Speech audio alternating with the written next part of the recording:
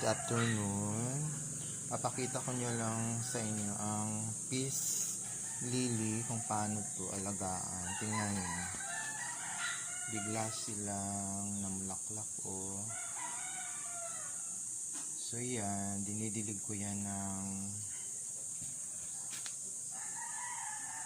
yung pinaghugasan ng bigas. And then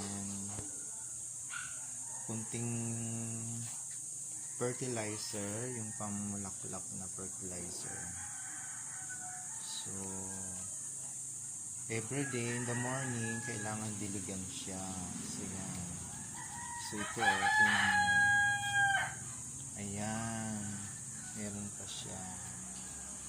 So yan, tumatagal ng 4 weeks yung bulaklak or 1. Ayan, ito na yung ano,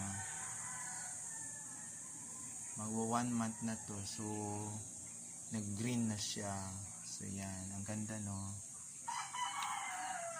So yan, ang ganda. So yan.